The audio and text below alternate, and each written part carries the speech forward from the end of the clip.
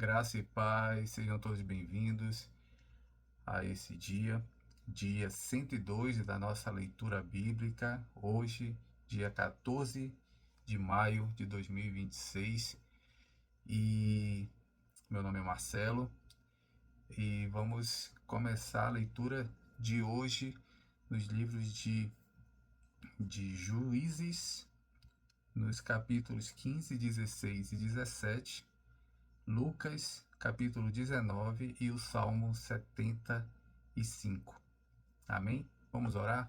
Senhor, em nome de Jesus, Pai, queremos agradecer, Senhor, mais esse dia da Tua misericórdia, mais um dia do Teu amor, do Teu cuidado, da Tua direção, da Tua proteção. Queremos Te pedir, Senhor, que Tu nos conduza nessa leitura bíblica, que Tu venhas falar, Senhor, ao nosso coração, que Tu venhas trazer transformação em áreas, Senhor, que eu nem imagino, que nem imaginamos que precisa ser transformado. Através da Tua palavra, através do Teu mover, através da Tua presença, Senhor, age no meio de nós e nos confronta, nos ensina, nos instrui e nos transforma nesse dia através da leitura e da aplicação da Tua palavra em nossas vidas. É o que nós te pedimos em nome de Jesus. Amém. Amém. Então vamos começar aqui em Juízes, capítulo 15.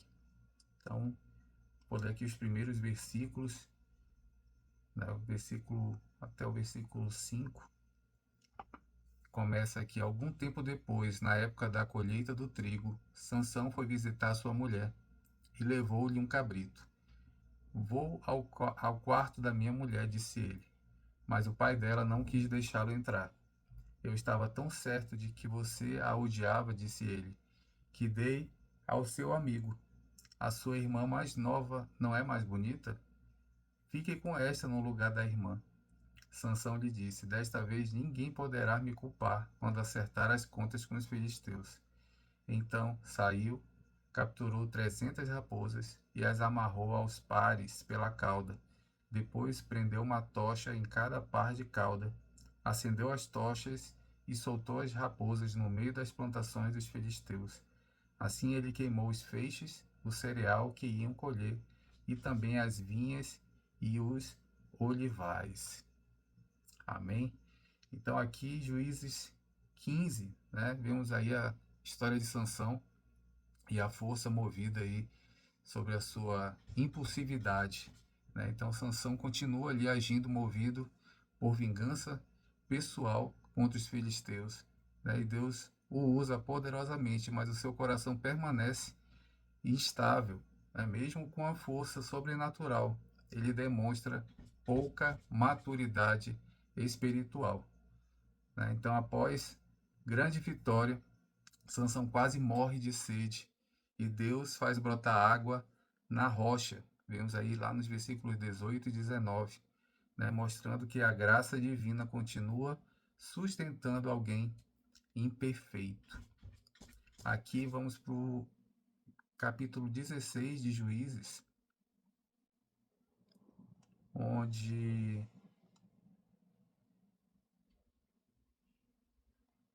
vemos aí a queda de Sansão.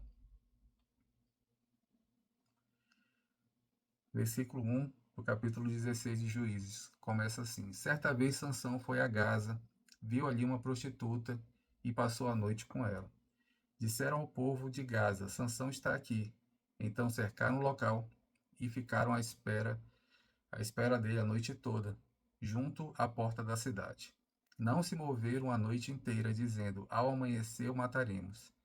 Sansão, porém, ficou deitado só até a meia-noite.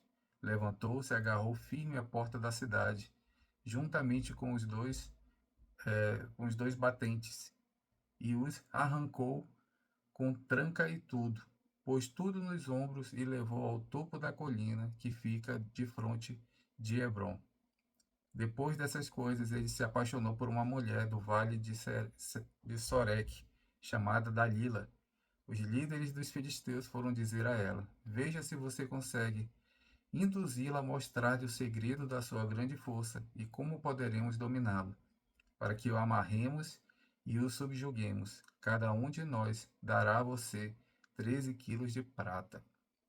E o capítulo continua, né, mostrando aí que Sansão se envolve aí com Dalila e brinca repetidamente com seus limites espirituais, né? Sua queda acontece gradualmente ao ponto mais grave. Isso aqui é poderoso, que nós vemos aqui no versículo 20, né? Ele não sabia que o Senhor o havia deixado.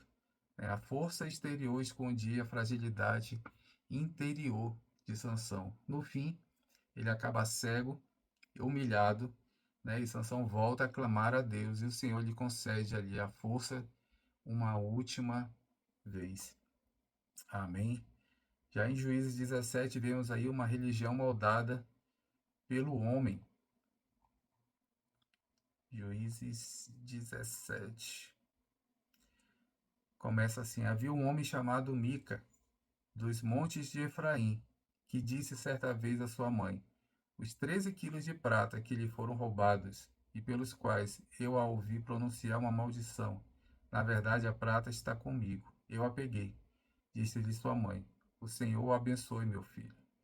Quando ele devolveu 13 quilos de prata à mãe, ela disse: consagro solenemente a minha prata ao Senhor, para que o meu filho faça uma imagem esculpida e um ídolo de metal. Eu a devolvo a você. Mas ele devolveu a prata à sua mãe, e ela separou 2 quilos e 400 gramas e os deu a um ourives, que deles fez a imagem e o ídolo, e estes foram postos na casa de Mica. Ora, esse homem Mica possuía um santuário, e fez um manto sacerdotal e alguns ídolos da família, e pôs um dos seus filhos como seu sacerdote. E naquela época não havia rei em Israel, e cada um fazia o que lhe parecia certo.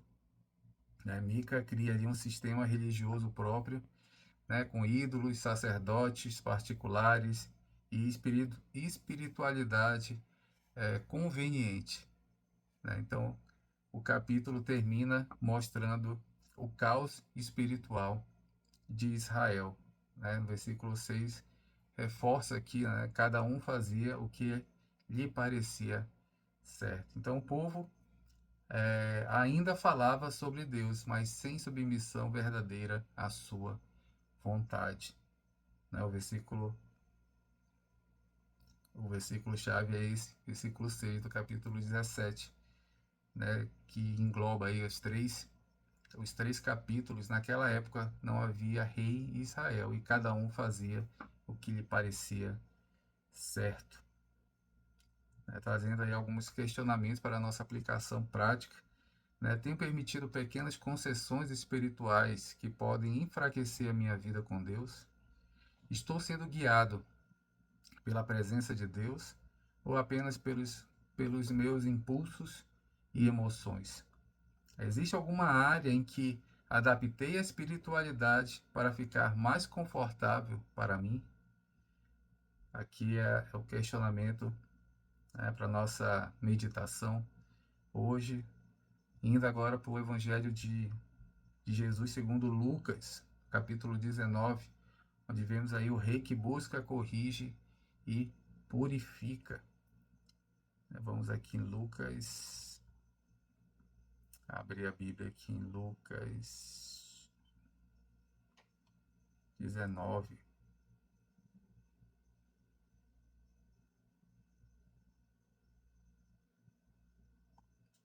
Lucas 19, na versão NVI. Começa assim: Jesus entrou em Jericó e atravessava a cidade. Havia ali um homem rico chamado Zaqueu, chefe dos publicanos. Ele queria ver quem era Jesus, mas sendo de pequena estatura, não conseguia por causa da multidão. Assim, correu diante e subiu numa figueira brava para vê-lo, pois Jesus ia passar por ali. Quando Jesus chegou àquele lugar, olhou para cima e lhe disse: Zaqueu, desça depressa, quero ficar na sua casa hoje. Então ele desceu rapidamente e o recebeu com alegria. Aqui tem vários pontos, né, em Lucas 19, não vou ler todos, né, mas o que eu li aqui fala sobre Jesus e Zaqueu, onde a salvação mostra que a salvação produz transformação, né? Então Zaqueu ali, um cobrador de impostos, rejeitado pela sociedade, sobe numa árvore para ver Jesus, né? E o chama pelo nome e entra na sua casa. E aí o encontro produz mudança concreta. Então as mudanças foram através do arrependimento, da restituição e da nova direção de vida. Jesus declara no versículo 9: hoje houve salvação nessa casa. Né? Então a graça não apenas acolhe, ela transforma. Amém? Agora, indo para os versículos 11 até o 27, nós vemos aí a parábola das minas, né? Onde mostra aí a responsabilidade espiritual. Então, Jesus conta a parábola de um homem nobre que entrega minas aos servos antes de partir. E o ensino central é sobre a fidelidade enquanto o rei não volta. Então, cada servo recebe responsabilidades. E alguns administram bem, outros enterram o recurso por medo, né? E o reino mostra que ele exige fidelidade, responsabilidade e maturidade espiritual. Amém? Já nos versículos 28 ao 40, nós vemos aí a entrada triunfal de Jesus em Jerusalém. Jesus entra em Jerusalém montado no jumentinho, cumprindo aí as profecias messiânicas, e a multidão celebra, né, mas muitos não compreendem verdadeiramente quem ele é. Né? Então aí os fariseus tentam silenciar o povo, mas Jesus responde, no versículo 40, se eles se calarem, as pedras clamarão. Amém? E finalizando não, aqui ainda nos versículos 41 a 44, Jesus chora sobre Jerusalém. Então, ao ver Jerusalém, Jesus chora porque a cidade não reconheceu, né? Então, o tempo da visitação, não reconheceu o tempo da visitação de Deus. Então, o texto revela um Deus que ama profundamente, lamenta a dureza humana e deseja arrependimento. Então, a religiosidade da cidade não significava a sensibilidade espiritual.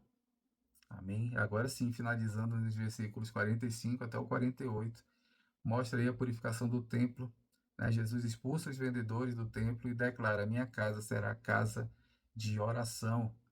Né? Então, o templo havia ali se tornado um espaço de interesse humano, né? Comércio e distorção espiritual. E aí Jesus confronta uma fé sem reverência, sem oração e cheia de aparência.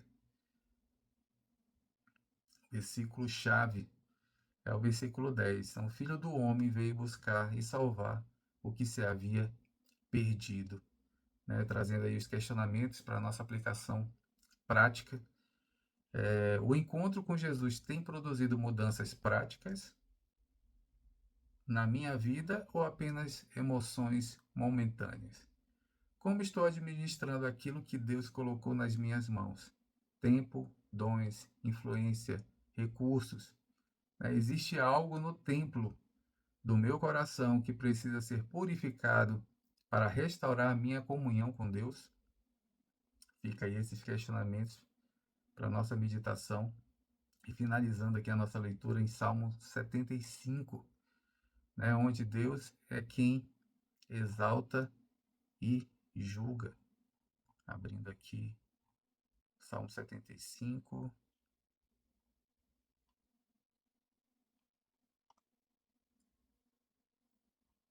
Salmo 75.